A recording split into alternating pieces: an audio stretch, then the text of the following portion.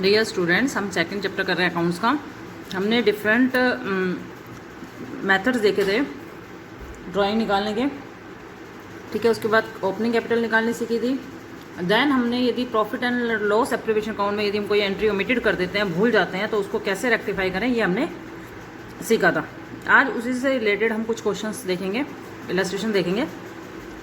अभी जो मैं इलस्ट्रेशन दिखा रही हूँ आपको 37 इलस्ट्रेशन है तुम्हारी बुक के। Profit appreciation without providing for interest on capital and interest on drawing. Profit बांट दिया गया बिना इंटरेस्ट ऑन कैपिटल लगाए और बिना इंटरेस्ट ऑन ड्राइंग के इंटरेस्ट चार्ज किए बिना ही उसको बांट दिया गया। मतलब कि आपका इस क्वेश्चन के अंदर इंटरेस्ट ऑन कैपिटल और इंटरेस्ट ऑन ड्राइंग को नहीं दिया गया। एप्रोप्रिएशन में जब हम प्रॉफिट नेट प्रॉफिट बांटते हैं तो उस टाइम वो एंट्री नहीं की गई, उसको रेक्टिफाई करना है। इंटरेस्ट ऑन कैपिटल यदि नहीं जनरेट किया गया तो इसका मतलब पार्टनर्स के पास इंटरेस्ट के पैसे नहीं पहुंचे, मतलब उनका जो अकाउंट क्रेडिट था वो कम से हुआ, ठीक है। और इंटरेस्ट ऑन ड्राइंग फर्म के प्रॉफिट होता है, फर्म के पास इनकम सोर्स होता है, तो ये फर्म को नहीं मिली तो इसका मतलब फर्म को लॉस हुआ, ये पार्टनर्स के अकाउंट से कटना चाहिए था, ठीक है। तो ये डेबिट नहीं हुआ, तो ये दोनों एंट्री को हम ठीक करेंगे।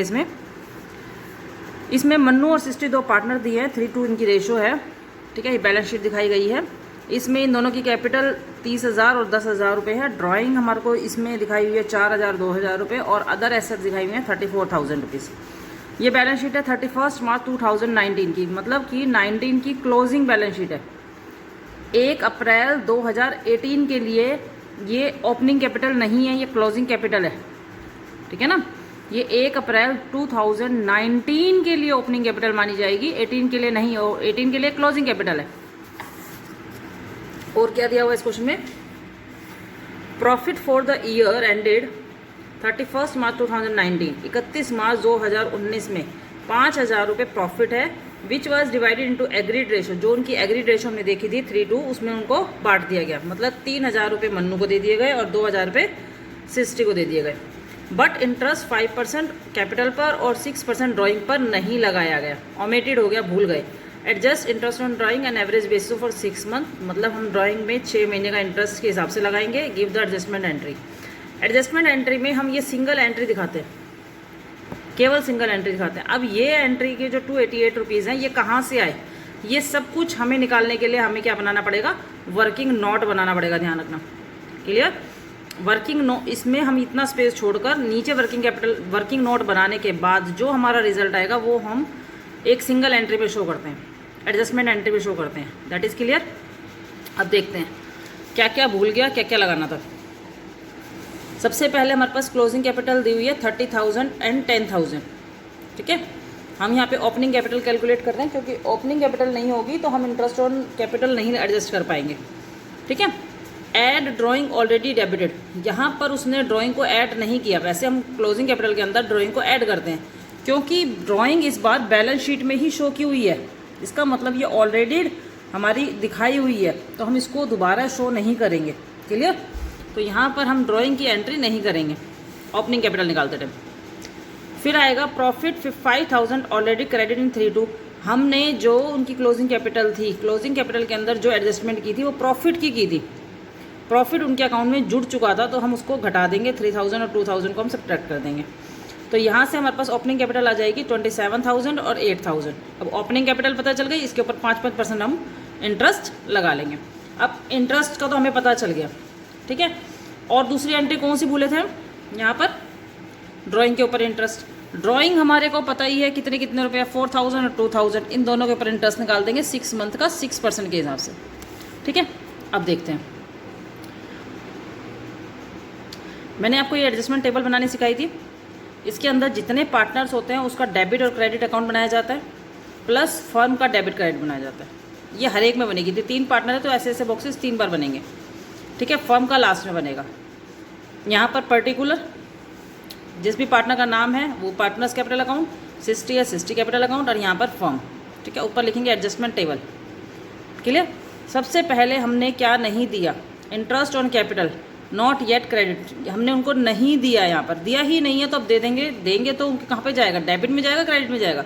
क्योंकि हम कोई भी पार्टनर्स को कोई भी चीज़ मिलती है, कोई भी, चाहे वो कमीशन हो, सैलरी हो, इंटरेस्ट ऑन कैपिटल हो, वो क्रेडिट होती है, क्योंकि उनको मिल रहा है, उनके पास आ रहा है पैसा, ठीक है।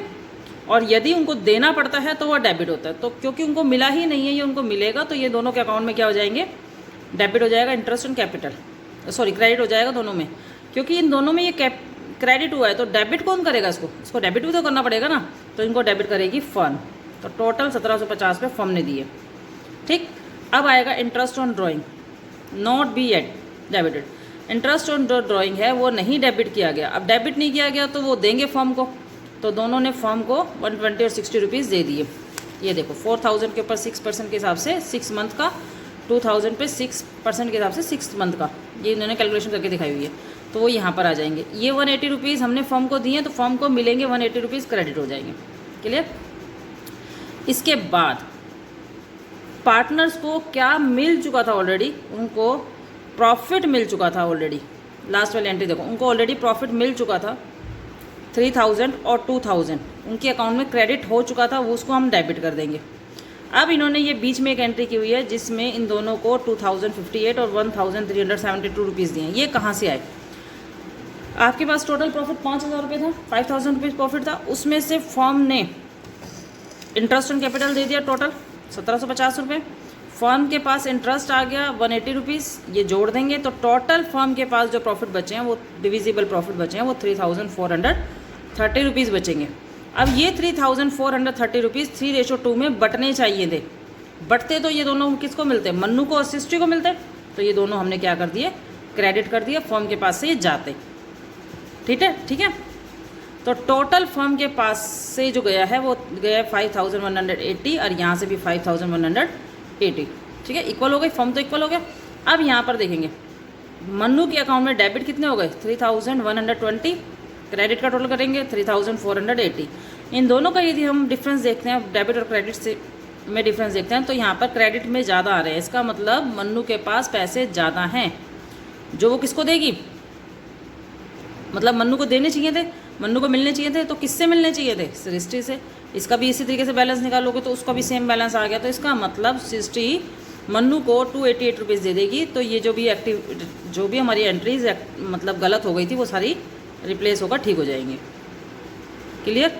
तो यहाँ पर कौन डेबिट हुआ, सृष्टि डेबिट हुई और मन्नू क्रेडिट हुई।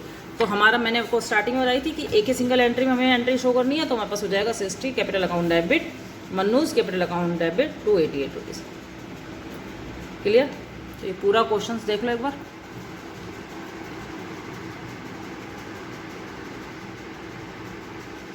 क्लियर।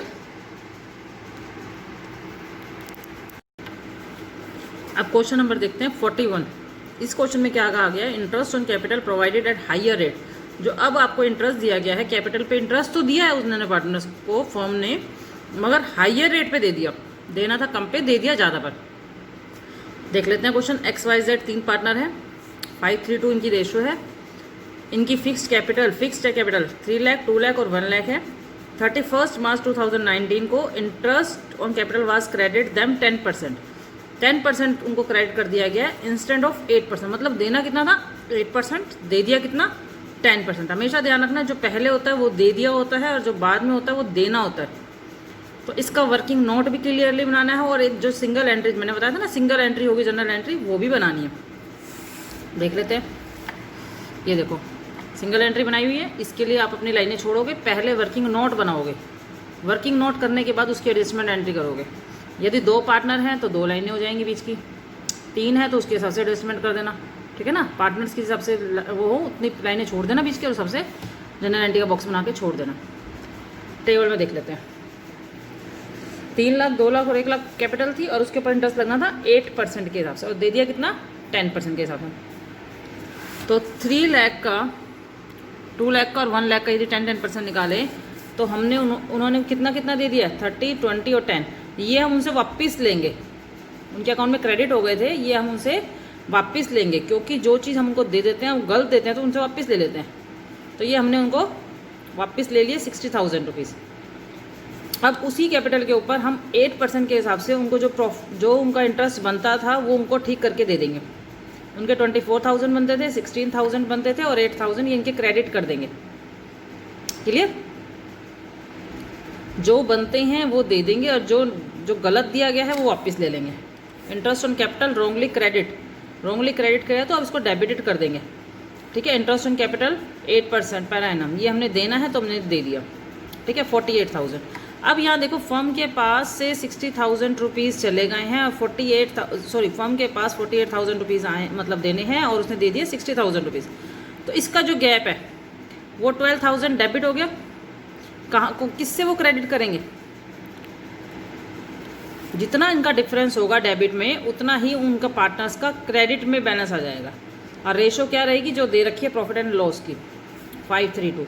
तो 12,000 जो डेबिट है उसको हम पार्टनर्स में क्रेडिट में 532 रेशो के हिसाब से डिवाइड कर देंगे। 12,000 का 5/10 करोगे तो ये इसका आ जाएगा, 3/10 करोगे तो इसका आ जाएगा, और 2/10 करोगे तो सी पार्टनर का आ जाएगा, जेड पार्टनर का आ जाएगा, ठीक है, क्लियर। तो अब यदि बैलेंस निकालते हैं तो डेबिट में 30,000, क्रेडिट में भी 30,000, 20,000, ये आ गया 19,600, 400 का डेबिट का बैलेंस आ गया, इसका 400 क्रेडिट का बैलेंस हो गया। इसका मतलब कि ए के ऊपर कोई रिफ्लेक्ट नहीं हुआ, ए के अकाउंट में जितने पैसे आए थे उतने ही पैसे दोबारा से चले गए, मतलब टोटल वही रिफ्लेक्शन हुआ। और बी को देने पड़ेंगे, वाई को देने पड़ेंगे और जेड को मिलेंगे, ठीक है। ये डेबिट होगा और ये क्रेडिट होगा। यहाँ पर ये 12,000 का फ़र्क क्यों आया? देखो फर्म ने 60,000 रुपीज़ दे दिए का मतलब फर्म के पास से पैसे चले गए, जो प्रॉफिट था वो 60,000 रुपीज़ कम हो गया। मगर कम कितना होना चाहिए था फर्म का इंटरेस्ट ऑन कैपिटल की वजह से? प्रॉफिट 48,000, मतलब कि फर्म ने 12,000 जो प्रॉफिट के थे, फर्म के जो 12,000 प्रॉफिट के थे वो गलती से पार्टनर में डिस्ट्रीब्यूट हो गए, ठीक है ना। फर्म के 12,000 रुपये कम डिस्ट्रीब्यूट करने दे तो फर्म उनसे वापस लेगी।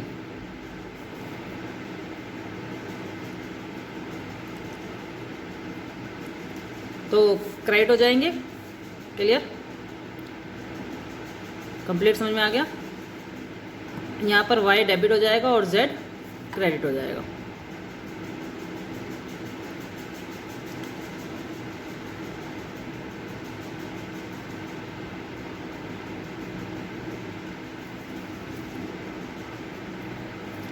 दोबारा ध्यान देंगे, फर्म ने 30,000, 20,000, 10,000 रुपीज़ कैपिटल के तौर पर फर्म ने दे दिए थे, मगर देने थे 48,000 रुपीज़। 16,000 रुपीज़ जो प्रॉफिट बच गया फर्म के पास, जो फर्म ने नहीं बांटा, क्योंकि हमने 60,000 दे दिया, हमारा प्रॉफिट कम हो गया, ठीक है ना। इसका जो रिफ्लेक्ट आया है उस जो क्रेडिट यदि ज़्यादा होता है तो इसका मतलब फर्म के प्रॉफिट ज़्यादा हो गए हैं। फर्म के प्रॉफिट 12,000 रुपये जो ज़्यादा हो गए हैं वो पार्टनर्स में बट जाएंगे। उसके बाद हम एंट्रीज का टोटल करके देखेंगे कि किसका डेबिट क्रेडिट में बैलेंस फ़र्क आया है। जिसका आया है उसको हम डेबिट क्रेडिट से हम एडजस्टमेंट एंट्री बना देंगे, clear.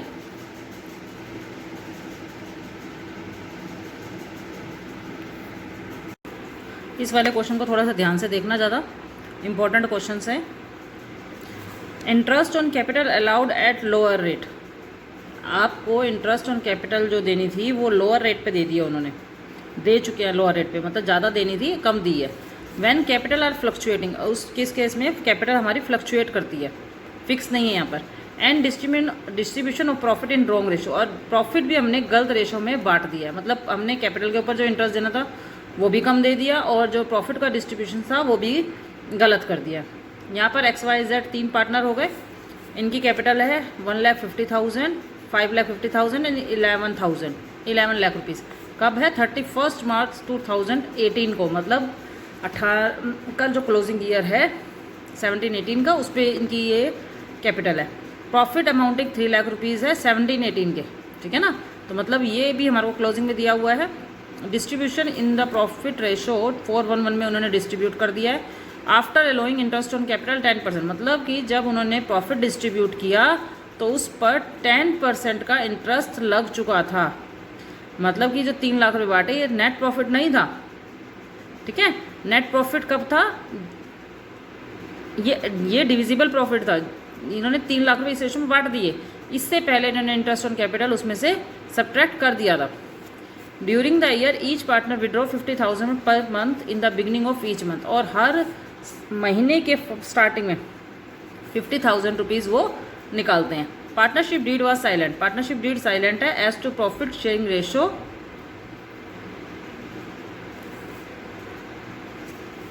And interest on drawing, but provided for interest on capital 12%। जो पार्टनरशिप डीड है वो साइलेंट है किस चीज़ में, प्रॉफिट बांटने के लिए और इंटरेस्ट ऑन ड्राइंग के लिए, बट वो कह रही है कि डीड इस चीज़ के लिए साइलेंट नहीं है, उनको इंटरेस्ट ऑन कैपिटल देना है 12%। शोइंग यूर वर्किंग क्लियरली, जो वर्किंग नोट है वो क्लियरली बनाइए और उसकी एडजस्टमेंट एंट्री है वो भी कीजिए। देखो वही जनरल एंट्री बनानी है एक तो, और बाकी सारी एडजस्टमेंट एंट्री का जो वर्किंग नोट है वो भी दिखाना है क्लियरली। सबसे पहले हम ये देखते हैं कि हमारी जो क्लोजिंग कैपिटल है वो कितनी थी, 1,50,000, 5,50,000 एंड 11 लाख रुपये हमारी ओपनिंग क्लोजिंग कैपिटल थी। इसमें ड्राइंग ऐड करेंगे, कितनी ऐड करेंगे, 50,000 रुपीज़ पर मंथ के हिसाब से निकाले हैं। 12 महीने तक उसने 6-6 लाख रुपये तीनों पार्टनर ने निकाली है, वो जोड़ देंगे क्योंकि ड्राइंग हमारी जुड़ती है, ठीक है। फिर हम करेंगे जो उन्होंने प्रॉफिट बांट दिया है, प्रॉफिट बांटा था जुड़ा होगा तो अब क्या करेंगे, सब्ट्रैक्ट करेंगे। बैलेंस शीट में हम जोड़ते हैं ना प्रॉफिट को, अब सब्ट्रैक्ट करेंगे। 4:1 रेशो में निकालेंगे 3 लाख रुपये को, तो 2,50,000 50,000। यहाँ से ओपनिंग कैपिटल तो आ गई, बट इसके ऊपर इंटरेस्ट ऑन कैपिटल अभी चार्ज है।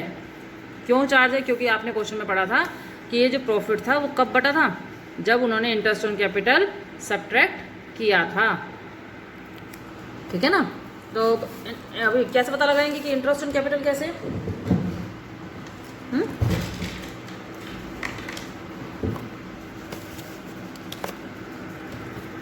ये देखो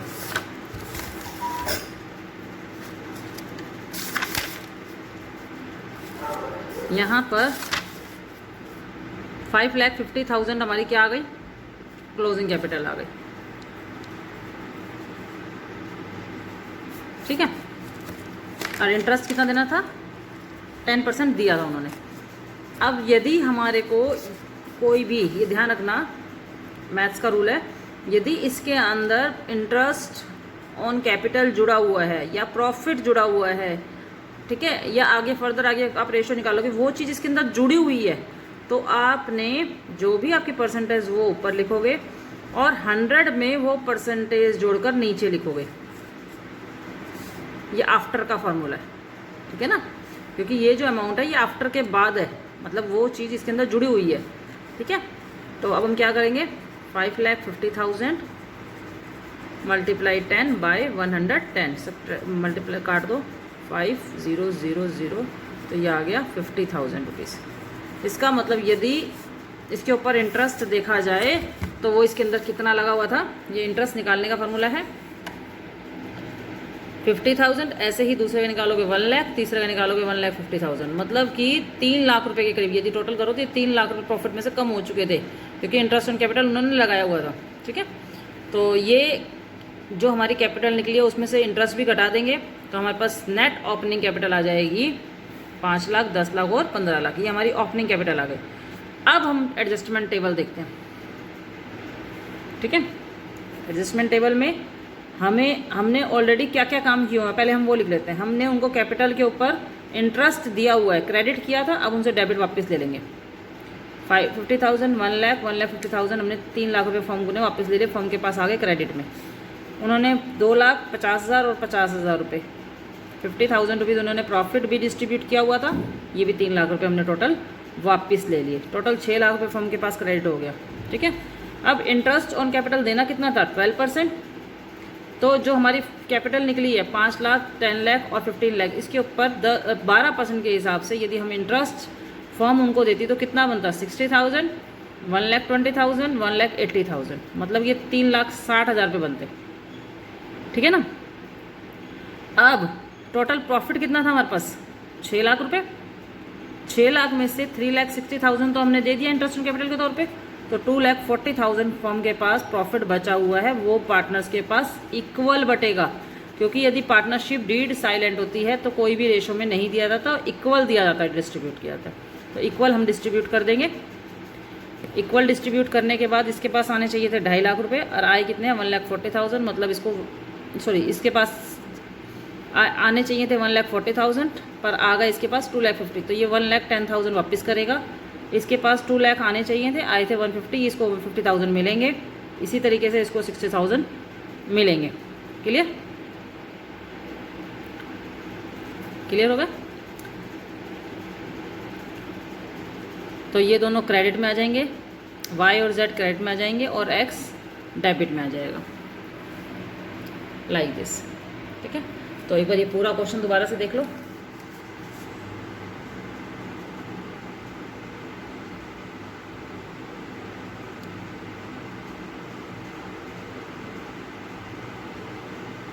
ये क्वेश्चन बहुत इंपॉर्टेंट क्वेश्चन है। इसके अंदर ज़्यादातर एंट्रीज हमारी, ये जो 3 क्वेश्चंस मैंने करवाए हैं, ज़्यादातर आपकी ओमिटेड एंट्रीज जो होती हैं वो सारी इसके अंदर आ जाती हैं। तो इन तीनों क्वेश्चंस को बहुत डीपली आपने स्टडी करना है और अपनी नोटबुक में करना भी है। ओके।